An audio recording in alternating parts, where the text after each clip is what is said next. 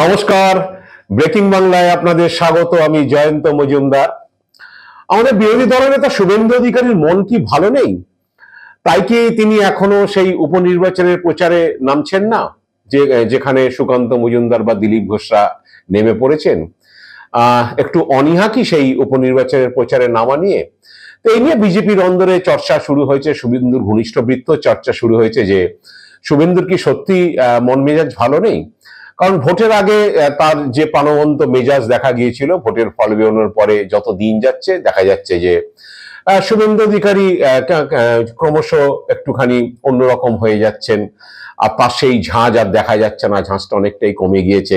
নানা কারণ এটা ঘনিষ্ঠ বৃত্তের লোকজন আলোচনা করছেন। তো তাদের মধ্যে যারা যেসব কথাগুলো বলছেন, যেগুলো বেরিয়ে আসছে, সেগুলো আপনাদের কাছে বলার চেষ্টা করছি। প্রথমত হচ্ছে যে শুভেন্দু অধিকারী এবার যেটা ভেবেছিলেন যে 2024 লোকসভায় তৃণমূলের থেকে অন্তত একটি আসন হলো বিজেপি বেশি সিট পাবে, এবং বেশি সিট পাওয়ার দৌলতে এবছরেই এই সরকারকে ভেঙে দেওয়ার ব্যাপারে তারা কোমর বেঁধে নামবেন। দিল্লিতে মোদিজি, অমিত শাহ এদের সাহায্য নিয়ে দরকারে তৃণমূলের পরিষদীয় দল ভেঙে দেওয়া যায় কিনা সেরকম ধরনের ছক তিনি কষছিলেন। এরকমই বিজেপির অন্দরে শোনা যাচ্ছে যে লোকসভার আসনের নিরিখে বিজেপি এগিয়ে গেলেই হচ্ছে তৃণমূল সরকারকে আর 2026 পর্যন্ত চালাতে দেওয়া হবে না।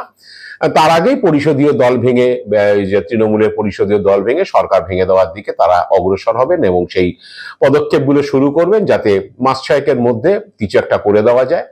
কারণ যে এখন তৃণমূলের যা লোকসভা বিধানসভায় যা সংখ্যাগরিষ্ঠতা রয়েছে, তার একটা বড় অংশ তাদের ভাঙতে হবে এবং এমন একটা পরিস্থিতি তৈরি করতে হবে যাতে তৃণমূল বিধায়করা মনে করেন যে এই সরকার পরের বারের নির্বাচনে জিতে আসতে পারবে না, এবং সেক্ষেত্রে হচ্ছে মানুষ আর এই সরকারের প্রতি অনাস্থা দেখিয়ে দিয়েছে লোকসভা ভোটে, এবং তাই এখানে এই তড়িতে থাকাটা আর সুবিধাজনক হবে না, বিপদ হবে। তাই ভেঙে তারা বেরিয়ে এসে বিজেপির সঙ্গে যোগদান করা বা সরকার ভেঙে দেওয়া বা সরকারের প্রতি অনাস্থা প্রকাশ করা, যাতে 24 সালের মধ্যেই এই যে মমতা বন্দ্যোপাধ্যায় তৃতীয়বারের যে সরকার সেটাকে ভেঙে দেওয়া যায়, এরকম একটা মনোবাসনা শুভেন্দু অধিকারী ছিল যে লোকসভা ভোটের নিরিখে বিজেপি এখান থেকে এগিয়ে গেলেই হচ্ছে সেই কর্মপদ্ধতি তারা শুরু করবেন। হয়তো 356 ধারা জারি করে এই সরকারকে ভাঙা হবে না, কিন্তু সরকারের ভিতর থেকেই ভাঙন ধরানো শুরু করে সরকারকে ফেলে দেওয়া যাবে এবং বিজেপি সরকার প্রতিষ্ঠা হবে লোকসভা ভোটের 6 মাসের মধ্যে।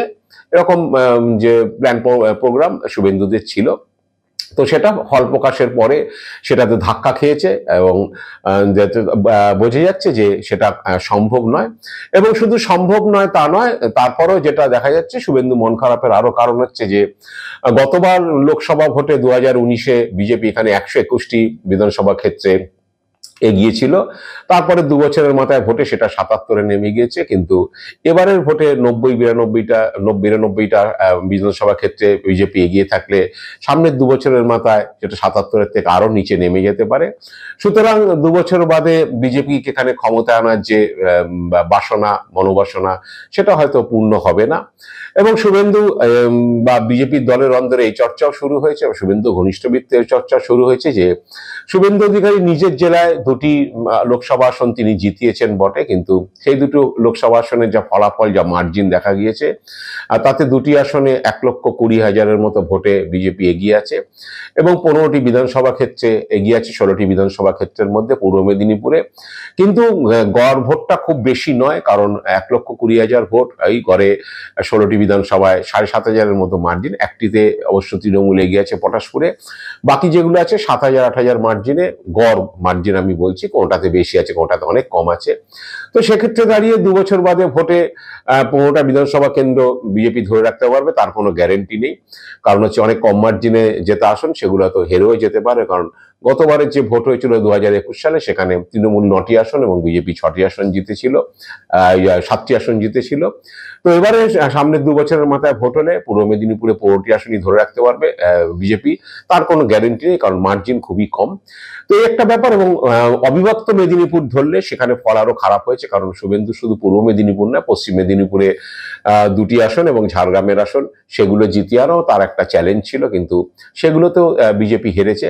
এটা একটা কারণ। এবং তারপরে যে কারণটা সম্প্রতি যেটা দেখা যাচ্ছে যে ঘনিষ্ঠ বৃত্ত শুভেন্দু যারা রয়েছেন তারা বলছেন যে শুভেন্দুর মন খারাপের আরো একটা কারণ হচ্ছে যে হাইকোর্ট আর হচ্ছে শুভেন্দুর কথায় কথায় কিন্তু সেই রকম অর্ডার দিচ্ছে না, এবং হাইকোর্ট মাঝে মধ্যে প্রশ্ন তুলছে। কারণ বিজেপির ভোট পরবর্তী হিংসা এবং ঘরছাড়া কর্মীদের নিয়ে শুভেন্দু অধিকারী ধর্ণা দেবেন বলে কলকাতা পুলিশের কাছে আবেদন করে, এবং কলকাতা পুলিশ এটা খারিজ করে তিনি হাইকোর্টে যান।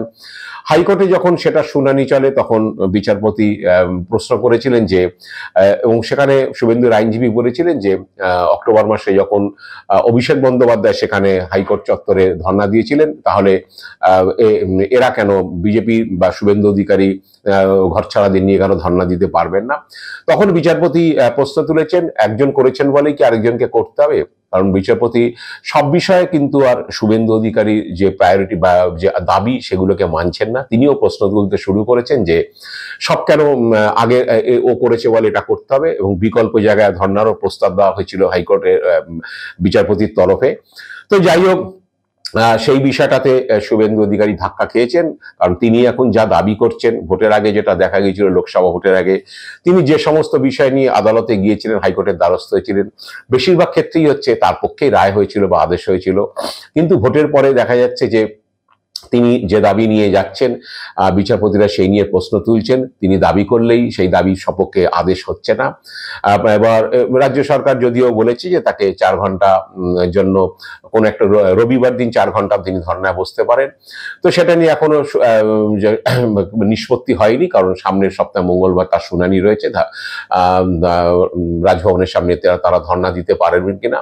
তো এবং আরেকটি যেটা ঘটনা ঘটেছে যে ইসলামপুরের এক বিজেপি কর্মী যে তারা ঘর ছাড়া বলে ঘরে থাকতে পারছেন না বলে হাইকোর্টে একটি পিটিশন করেছিলেন, কিন্তু পরবর্তীকালে যে রিপোর্ট হাইকোর্টে জমা পড়েছে তাতে দেখা গেছে যে তারা আদৌ সেটা নয়, এবং যে সেই প্রশাসনিক রিপোর্টের ভিত্তির উপর করে হচ্ছে বিচারপতি তাকে যে আবেদনকারী তিনি তাকে হচ্ছে সেই আবেদন খারিজ করেছেন এবং 10,000 টাকা জরিমানা করা হয়েছে। এটাও শুভেন্দুর একটা সেটব্যাক।